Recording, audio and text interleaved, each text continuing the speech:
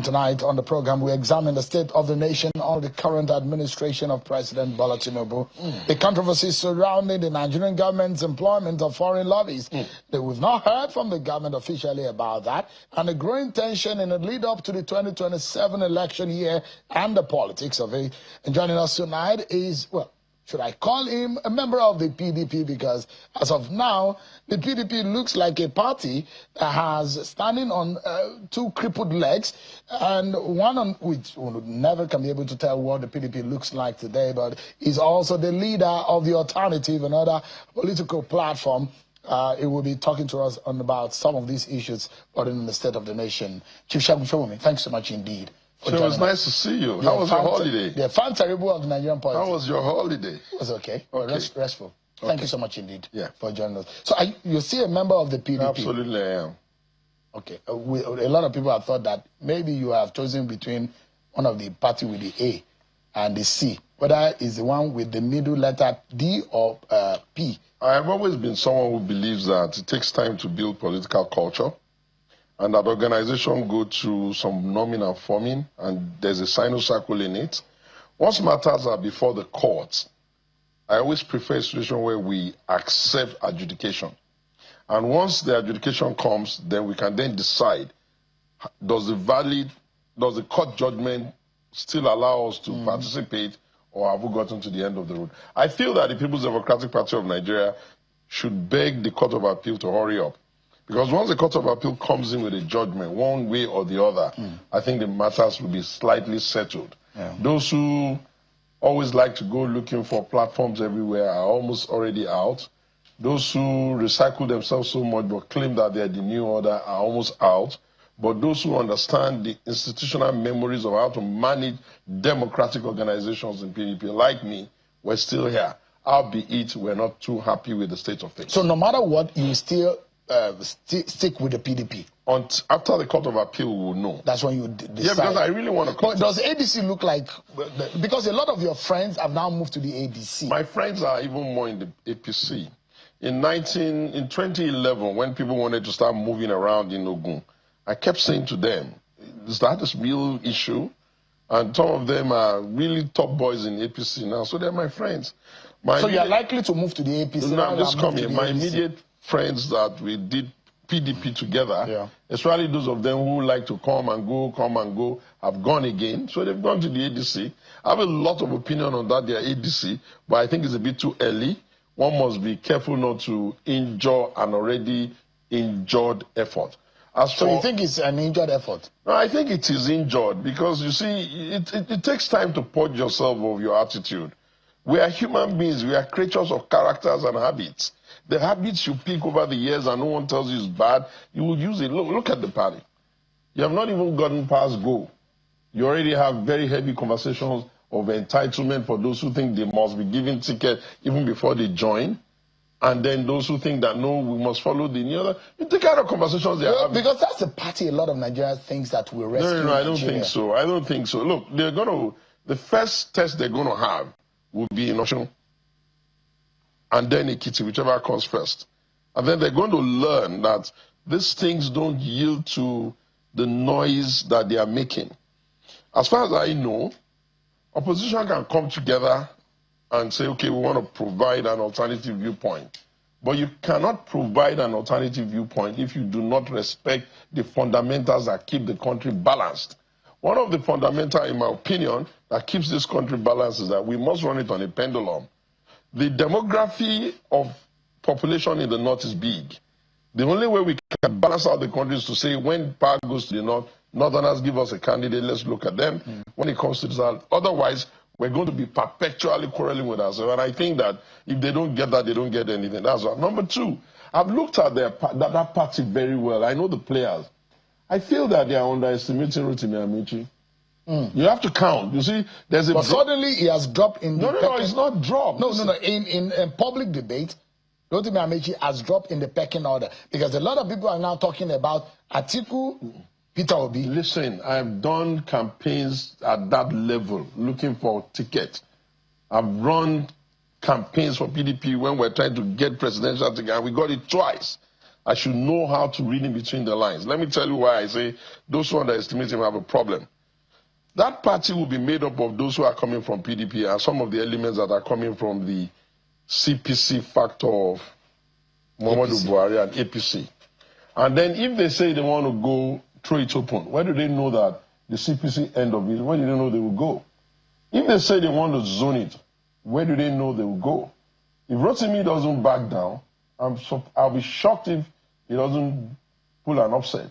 There are only two people that I think that can win that thing on their own strength. With due respect, Atiku can, because the northern numbers are always there to help him.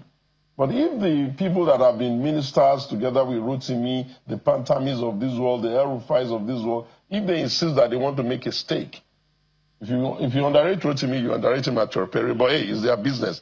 They should go sort whatever. But those who think that the most dangerous opposition that Bola Tinubu could get and the APC in 2027 is Peter Obi. No, man. Look, you see, in 2023, the people who were sitting in authority at governor's level in the Southeast, they were not that inspirational. You have to go back and look at the people that are sitting there now. Some of those leaders are delivering on value and they're delivering on assignment. They are inspirational leaders. None of those people can Peter run over like that. It's not as easy as that. So Peter may not be able to get the figures. He got over 90% in the whole of Southeast. Let me land my thought. We created that movement, albeit at the back end, believing that we should be able to tour the glass ceiling so that our Southeastern brothers can know that we can get this done. Unfortunately, his inability to tame the excessive bigotry and the anger and the quarrels and all of his people has kind of like made a lot of people have a bit of a pushback. Hey, we'll see. They're going to have to count the votes. They're going to have to count the primary. And if you remember 2015, before they would do the primaries that they did in Lagos, you can always sometimes imagine that some people can pull an offset. If you remember the primary of 2023, Rotimi came second. Never mind that the vice presidential candidate was also on that. So I've not spoken to Rotimi that much. But you know these things, I love to do it. So these analyses are analysis that I really... Would you believe that the ABC is structured for Atiku Abubakar? That is a machinery for Atiku Abubakar. Atiku Abubakar is already pulls apart of anybody when it comes to contest. You can't be running elections, doing primaries. You got to let So the only thing Peter Obi should be looking forward to is getting a vice presidential ticket. I think that in the ADC. Listen, I think that those who always think that the last election is going to mirror the next elections are jokers. You can't always do 1 + 1. You have to go back again, remeasure it, do the analysis afresh, do the benchmark afresh, do the polling afresh, and it will throw a different thing. Look at the Southeast now. A lot of their leaders are beginning to ask themselves, hey, is that the best we got to offer here? Some of their leaders are beginning to say, okay, come to think of it, why do we have to always be outside the ruling party? Some of them are beginning to say, what about the projects that we're even getting and some of the things that's going on in the country? Some of them are beginning to say, hey, what's this guy even saying? Sometimes when you speak, you have to speak sense. You have to speak capacity. You have to speak knowledge. You have to speak how. You have to speak when. You have to speak what. You can't just be parroting prose. If you do it for too long, people are going to sit through it. And you can't be more brilliant than... What makes you more qualified than Rotimi? All right.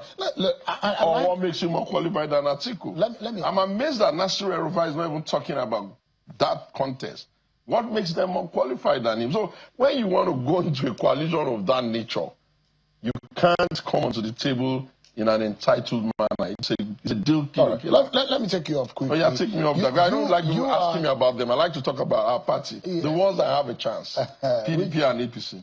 Oh, really? You'll see. With what is going on? Do you know the kind of groundswell that PDP has in the background? You just have to wait until the blow deals. Let PDP get out of court and let one part of it be stable and watch and see what it means to have a 27-year asset in grassroots politics. Then you will know that PDP, once you say power, people will answer. I'm not saying they're going to win, but I guarantee you can never rule them all. But when you're talking about the APC and the chances, do you think that with the state of the nation, the handling of the country under the Bola Tinubu and the APC government, that they stand a chance in 2027? You know, media, journalists, owners of bylines, people that own platforms like you have to cool down now. it's not enough for you to normalize the conversation of the beer parlor. You have to look at data. You just had my sister there talk to you. She's from Ogun. I know her. She used to be the one that was in charge of ease of doing business. Now she's the Minister of Trade. And you can see the kinds of intentional things they're doing. All of these things are not going to the dustbin. You can't have a government that is giving people money at the local government. All the local structures have their monies. The states have their money. The system in Nigeria is not designed in such a way that the president will just come with the money and just throw money into the system and everybody will start scrambling for it. The things that should make people access the ability to fend for themselves, to make money and all of that is being done. The infrastructure is heavy. You can't deny that. Look, I'm not here to talk about them per se. I'm just saying, don't ever think that your governors are fools for going there. You can't be having 30 governors go into a political party and you just wake up in the morning and think that they are fools. Politics will always be politics. Everybody is struggling to be the darling bird of their party. But I don't mean to say that they have won a year. There will be always angles by which you can, kind of make them lose and how you can make them win. But if you think that they are easy to beat, go and beat them, let me see. So you think Tinubu is going to have a smoother ride than he had in 2020? I think the conversation on the table for the president, if he wants to hear, is that he must ask himself one question. What is he going to do with those northerners who backed him in the first instance? Because Bola Tinubu must understand that he didn't win any of the urban northern numbers. If you look at the data, you see he lost urban Kano, urban Kaduna, urban everywhere. He won in the rural area. Those rural votes that gave him those numbers in the north, he needs to go back to them. Are they not the ones who are crying? They are suffering? No. Everybody is suffering. Everybody is crying. Are you suffering too? Dude, look, when you are reforming a nation, you can insist that you want to continue same of same and get the outcome that you all hope to get. Or you can accept that, okay, let's start doing some incremental changes and see that we can get it done. They're not perfect. There's enough things to criticize. But if you're asking me strictly on the way the science of elections are and how it usually goes, if you underestimate them, you underrate them at your peril. You're one of those who think that employing lobbyists, and I've seen people who have come after that, your opinion, that you have a major problem, diplomatic problem, political problem that would have thrown your country into a disaster. And lobbying and getting people to lobby for you is not a crime. It's in fact is a standard in engagement globally. But you have a problem with the figure. No, I don't. You have a problem with the idea of employing lobbyists. No. Listen, Sharon. I've been to the State Department 4 times, invited. I was there before they designated. I was there before even the Trump one. I was there just before they started taking their hard decision of coming to even do the airstrike. And I'm in contact with top leaders there. You know why? Because at the point in summer, I was so worried about the way the insecurity in the country was going. I started reaching out to old allies. Guys, what is the solution to this problem? And I am right there in the middle of this conversation. What I wanted to say is not that countries don't have lobbyists. Everybody does. Israeli has, everybody has lobbyists. But you don't really come onto the table, employ a lobbyist, and 5 minutes after you do that, it's all over the media. For the lobbyist thing to work, it's almost as if people don't even know. They just hush it. And then you're doing all the wheeler dealing at the back. First of all, how did us get to that level? Second point, I don't think that when you have the type of challenge we have now, there are really pathways to solve this problem. Far better than they can ever imagine. We can give them people, can tell them names, we can tell them personality that they know are the ones that are driving that process. The challenge I see here is that, what are you even asking them to lobby for? Are you going to reduce a nation like Nigeria to a country where whenever any country bullies us, they're going to carry our money and go and start throwing it to their own citizens so that their citizens will not tell us they're doing something and we're not going to get any movement? What would have been better would have been, one, convince yourself on the need to scale up on the work on the inside, which ironically they are doing. Then two, do a re-imaging for the country. You won't come and start saying this is going to lobby President Trump. You do a re-imaging for the country, increase the branding of the country, the messaging of the country, and you change attitude on the inside. Then you also have to come back in country and look at the people that people like you, byline owners and all that, and tell them, gentlemen, we have an existential problem now. We all now have to come to the table and come up with a strategy for our country. You can't be throwing money like that. Some of the best communication companies in the world today that have the great access to some of the best partners abroad, they're already here. Why would you take that kind of money and throw it away? Then how are you going to ever lobby people on issues that require reorientation in your country? If people wake up every morning and they're killing themselves, they're kidnapping themselves, they're starving themselves, it's going to go away. So, well, I think that maybe the figures are even exaggerated. I'm not sure the federal government will ever give that kind of money like that. I think Nigerians are just the people who just go shopping. Some people say $9 million, some say $6 million. Nobody can give that kind of money. Probably what people are doing is that they're probably estimating what will be the total amount spent over a period. But I'm sure that the government will not do that. That's number one. Number two, I think that the Trump administration is a particularly different kettle of fish. Some of my friends, oh God, some of my friends are even in Abu Dhabi as we speak. And they're doing things for other countries in Africa that we know also need some help. And they're not far away from us. These are our friends. We own the playbook they run, and we're Nigerians. How do you want us to feel when our own people are just crumbling and stumbling and just going around the circle? You make it worse when you think that the United States of America is playing a narrative war with you. They're not. That's not the game. They're not having an argument on he said, she said with you. They're asking for specifics.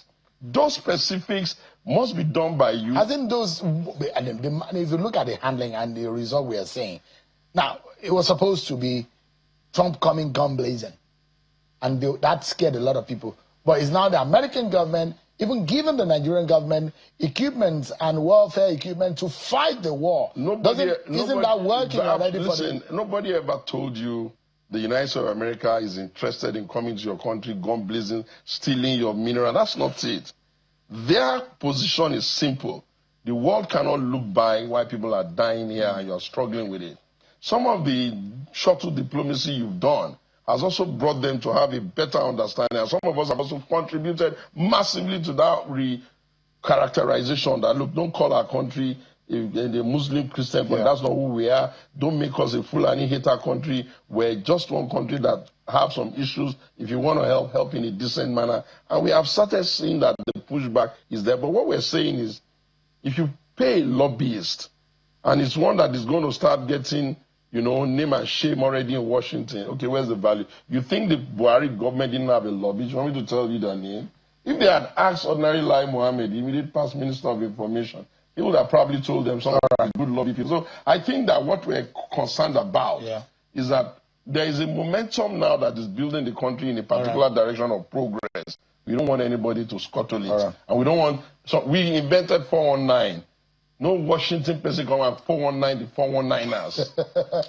Chief Sowunmi, a member of the PDP, well, albeit in the crisis in which they are. Can you stop? Which party is not in crisis? The last time I checked, there's a court case even trying to deregister the agency. Sowunmi, a Nigerian. Thank you. Thank you so much indeed for your time tonight. So, thank you very much. Nice to have you. Of Nigerian politics. And that's our show for tonight, everyone. Many thanks for watching. God bless Nigeria.